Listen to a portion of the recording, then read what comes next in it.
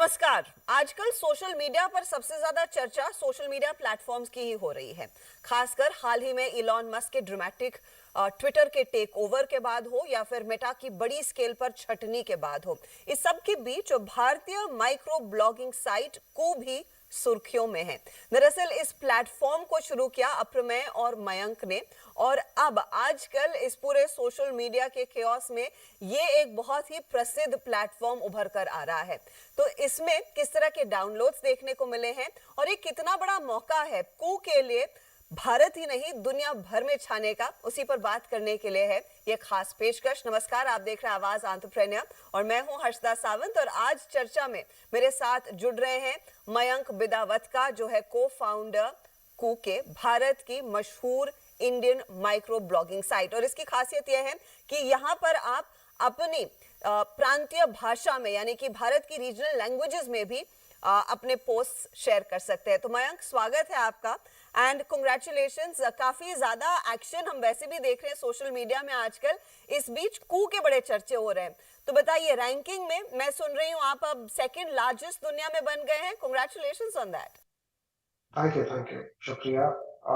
जी हाँ, हमारे 5 करोड़ से ज़्यादा डाउनलोड्स हो गए हैं और हम दुनिया के सेकंड लार्जेस्ट माइक्रो ब्लॉग बन चुके हैं। जब आप कहते हैं दुनिया के सेकंड लार्जेस्ट माइक्रो ब्लॉगर, जो आपके यूजर्स हैं, क्या वो प्राइमरीली भारत में हैं या फिर अब इंटरनेशनली और ग्लोबल वो रीच भी बढ़ती हुई दिखाई दे रही है? आज को 100 से ज़्यादा देशों में इस्तेमाल हो रहा है। ये सही है कि ज़्यादातर हमारे जो यूजर्स हैं वो भारत से हैं, क्योंकि वो हमारा फोकस एरिया रहा है। हमने शुरुआत की थी क्योंकि 80% लोग, चाहे वो भारत में हो या दुनिया में हो, वो कोई ना कोई स्थानीय भाषा में बात करते हैं। ये जो प्रॉब्लम स्टेटमेंट है वो ट्विटर अच्छी तरह से केटर नहीं कर रहा था, ज़्यादातर अंग्रेजी में है। जो स्थानीय भाषा में बात करते हैं उनके लिए एक मंच नहीं था जहां उनकी आवाज़ सुनी जाए, जहां वो एक दूसरे से कनेक्ट कर सके। इसीलिए कू की शुरुआत की थी। और क्योंकि हम भारतीय हैं, हम चाहते थे कि ये जो हम कहते हैं अनहर्ड वॉइसेस, क्या इनको एक मंच दिया जा सकता है। मगर जो ये प्रॉब्लम स्टेटमेंट है, क्योंकि हमारा विजन हमेशा रहा है कि हम पूरी दुनिया में ये प्रोडक्ट लेके जाएं, क्योंकि ज़्यादातर लोग, आप देखेंगे 20% लोग दुनिया में अंग्रेजी में बात करते हैं, राइट। कुछ ही कंट्रीज को छोड़ के, चाहे वो यूएस हो, कनाडा हो, यूके हो, न्यूजीलैंड, ऑस्ट्रेलिया, ऐसे थोड़े देश हैं जहाँ पे अंग्रेजी बात की, वरना सब जगह स्थानीय भाषा का इस्तेमाल होता है। तो जो हमने बनाया है वो एक्चुअली पूरे दुनिया के लिए बहुत ही रेलेवेंट है। और आज जो हम देख रहे हैं ट्विटर के साथ हो रहा है, जहां यूजर्स को कहा जा रहा है कि अगर आपको एक टिक मार्क चाहिए तो आप $1 दीजिए, राइट। हमारा जो प्रोडक्ट बनाया है, जो फीचर्स बनाए हैं, वो सभी के लिए है और उसके लिए हम चार्ज नहीं करते। तो ये जो आपने, क्योंकि ट्विटर का जिक्र किया, अब ट्विटर में जो हो रहा है और मेटा के साथ जो हो रहा है, लार्जली जो ग्लोबल सोशल मीडिया प्लेटफॉर्म्स में हो रहा है, उसका उस एनवायरनमेंट का कितना फायदा दरअसल कू के फेवर में प्ले आउट होता हुआ दिखाई देगा? क्योंकि एडवर्टाइजर्स कह रहे हैं कि वो इन प्लेटफॉर्म्स के साथ जुड़े नहीं रहना चाहते, स्पेशली ट्विटर को लेकर तो कई एडवर्टाइजर्स ने साफ कर दिया है। क्या ये एक अपॉर्चुनिटी है? जब आप कहते हैं आपके 5 करोड़ डाउनलोड्स हुए हैं, पिछले 2 हफ्ते में कितने ज्यादा डाउनलोड्स हुए हैं, क्या उसका आंकड़ा आप हमारे साथ शेयर कर सकते हैं? Because Koo has actually come into the limelight after all this chaos. Actually, Cool's been around for about 2.5 years now. A lot of people started using us, and हमारी चर्चा हुई थी पिछले साल फेब 2021 में। uh, uh, तो तब से लेके आज तक काफी सारे डाउनलोड्स बढ़े हैं। पिछले कुछ हफ्तों में 10 लाख से ज्यादा डाउनलोड्स हुए हैं। काफी सारे यूजर्स समझते हैं कि को ऐसा मंच है जहां वो अपनी भाषा में बात कर सकते हैं, दूसरे लोगों से जुड़ सकते हैं। जब लोग यहाँ पर आते हैं तो उनके फॉलोअर्स ट्विटर से ज्यादा बढ़ते हैं और ज्यादा तेजी से बढ़ते हैं। और आप ये, चाहे कोई सेलिब्रिटी हो या आम आदमी हो, आप उनके फॉलोअर्स देख सकते हैं और देखेंगे कि कितनी तेजी से वहां पर ऊपर उनके फॉलोअर्स बढ़े हैं। अभी जो हो रहा है उसके लिए मैं यही कह सकता हूँ कि पूरी दुनिया एक ऑल्टरनेटिव ढूंढ रही है, जहां पे उनको बेसिक राइट्स के लिए पैसे नहीं देने पड़े, राइट। चाहे अगर आप सोचिए कि जो बॉट का प्रॉब्लम है, तो ट्विटर ने शुरुआत की है, इलॉन मस्क ने शुरुआत की इस प्रॉब्लम को सॉल्व करने के लिए। वो बॉट का प्रॉब्लम ट्विटर कब से सह रहा है, कब से इलॉन मस्क ने भी इसके बारे में बात की कि बहुत सारे बॉट्स हैं प्लेटफॉर्म पे।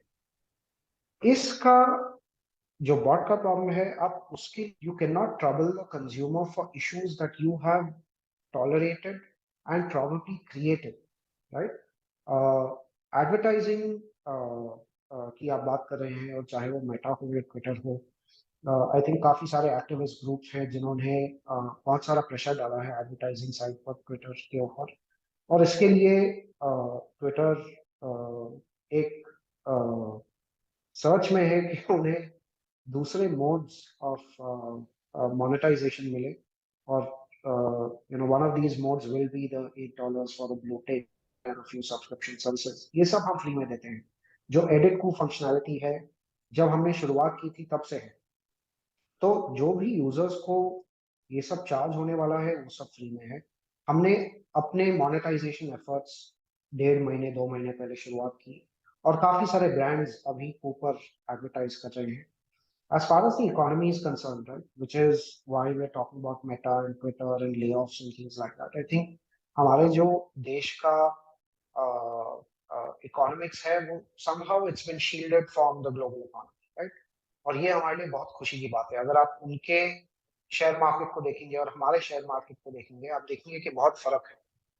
That's because we have a very strong domestic economy and we have not given subsidies the way the US has during the COVID times, and this is probably a demon that they're dealing with because of that issue. Right? क्योंकि आपने verified accounts and you spoke about that $8 वाला verification, और ये एक जरिया है largely अपने losses को कम करने के लिए ट्विटर का।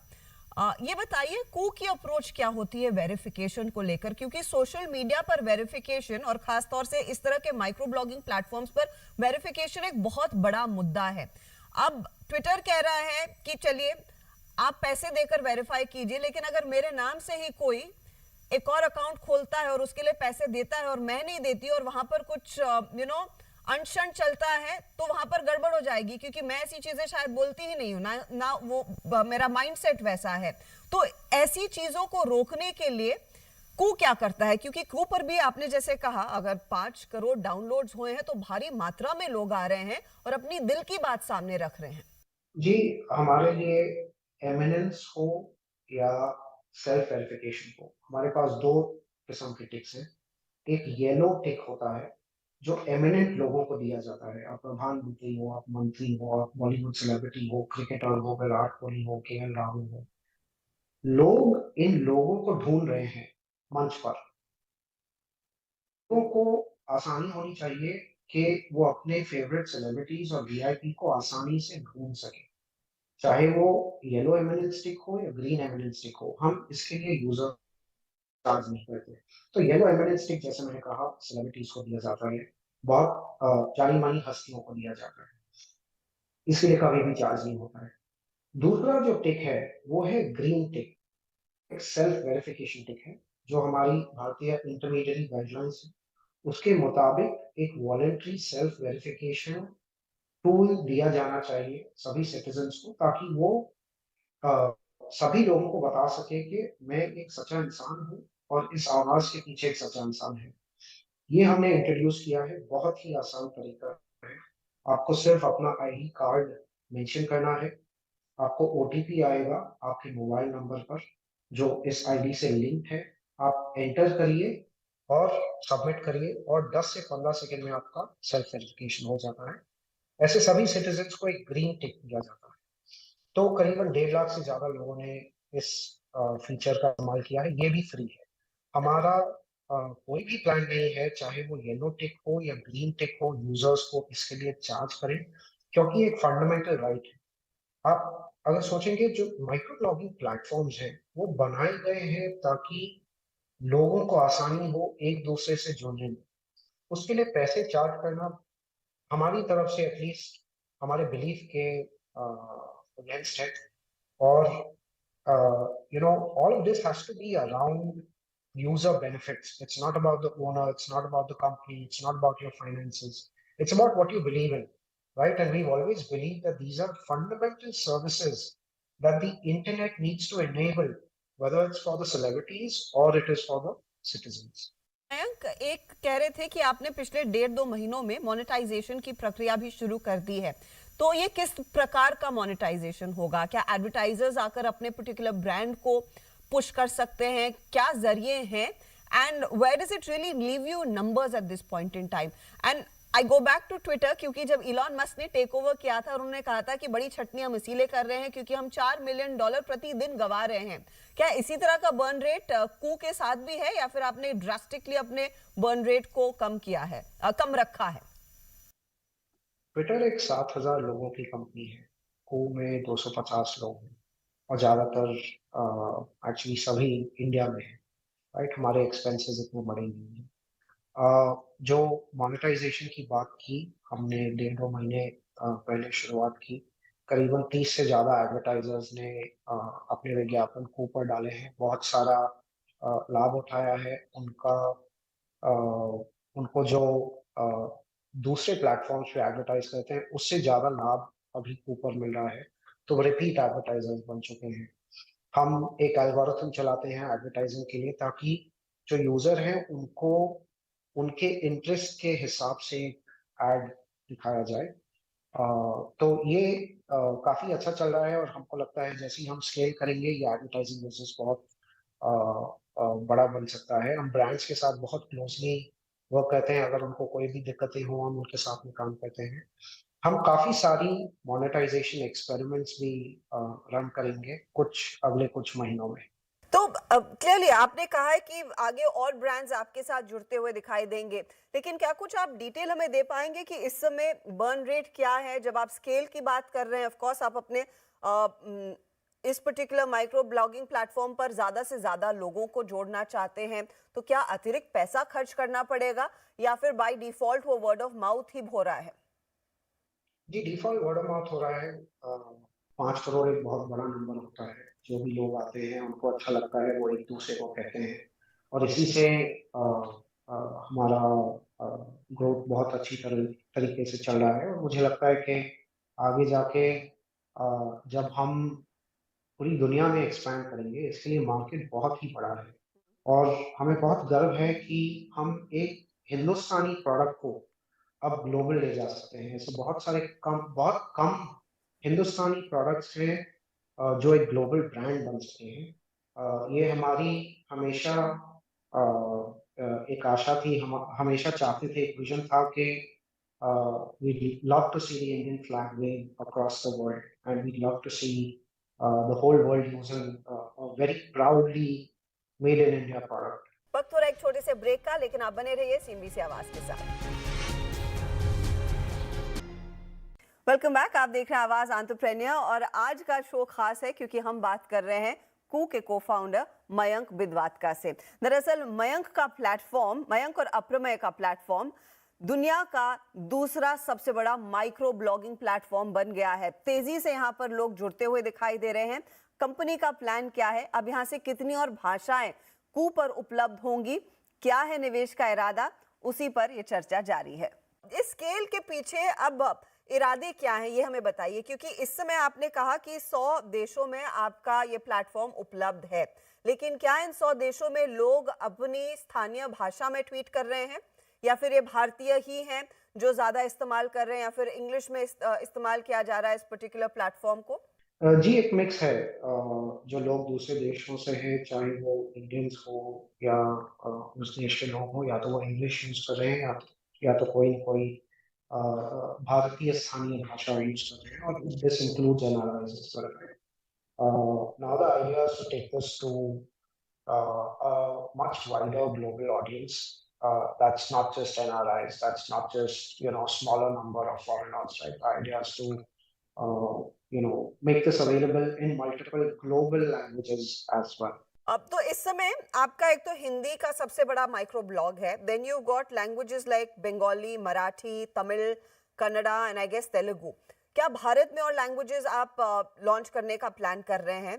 ये एक मेरा सवाल है। दूसरा, ग्लोबल लैंग्वेजेस को लेकर क्या प्लान है? इंग्लिश आपके लिए क्या और प्राथमिकता लेगा कमिंग डेज में? साथ ही साथ अगर आप ग्लोबल जा रहे हैं तो वो कौन सी ग्लोबल भाषा होगी जो आप जोड़ेंगे? Is it going to be Mandarin और Spanish? Uh, your question around languages, हम भारत में करीबन 50 लैंग्वेजेस हैं जो 10 लाख से ज्यादा लोग इस्तेमाल करते हैं। तो हम चाहते हैं कि भारत में जितने ज्यादा से ज्यादा लोग हम जोड़ सकें, हम वही चाहेंगे। As far as international languages is concerned, you asked if आगे जाकर अंग्रेजी में बहुत सारे लोग जोड़ेंगे, तो उसका जवाब है कि जब हम ग्लोबल लॉन्च करेंगे और स्पेशली यूएस में लॉन्च करेंगे, काफी सारे लोग अंग्रेजी में ही का इस्तेमाल करेंगे।